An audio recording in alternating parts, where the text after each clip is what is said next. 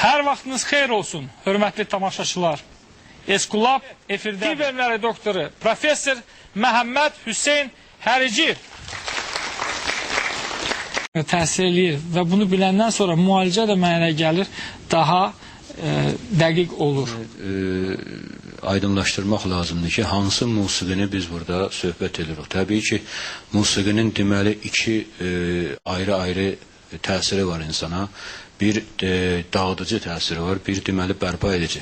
Biz burada təbii ki, o bərpa edici xasiyyətindən danışırıq və onunla əlaqədar olaraq mən bir fakta deməli yanaşıram. O da budur ki, rəhmətli doktor İbrahim Topçubaşov deməli öz praktikasında 2 nömrəli şəhər deməli Birləşmiş xəstəxanasında deməli cərrahi əməliyyat vaxtı musiqi ilə bunu elirdi. Yəni nətər?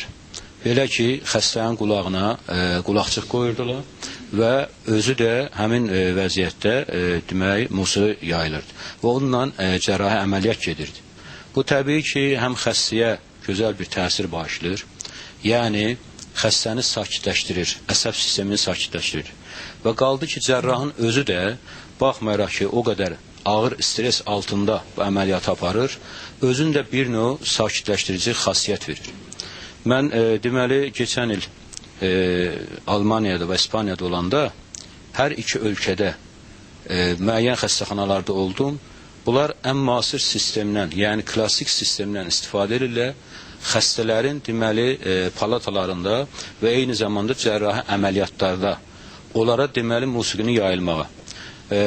Təsəvvür edin ki, reanimasyon şəraitində ki, biz qabaqda deyirdik ki, reanimasiya deməli insanları yaxınlaşmağa qoymayaq, amma indi bu dəqiqə təzə sistemdə həmi çox mülayim musiqi yayılır və eyni zamanda xəstənin ən yaxın adamlarını buraxırlar ki, o xəstə ilə kontaktda olsun. Və bunun əsasında da nəticə alınır və nəticə də rezultatlar bu dəqiqə orada göz qabağındadır ki, nə qədər yüksək səviyyədə xəstələrin deməli rezultatı əmələ gəlibdir.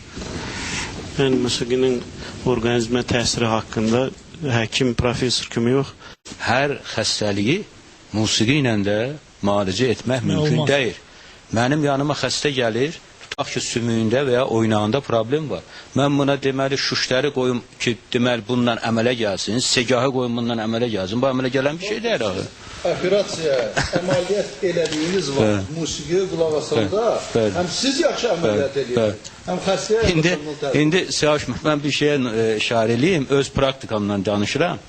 Deməli, o müalicə başqadır, qulaq asmaq başqadır.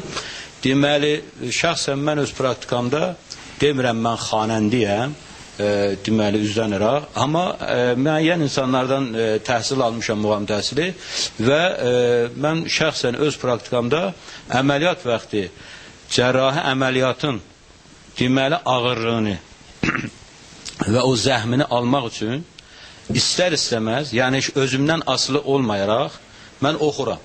Musiqi ilə bəzi ölkələrdə mən özüm getdiyim və ya olduğum məlumata görə musiqi ilə oynaqları müalicə edirlər.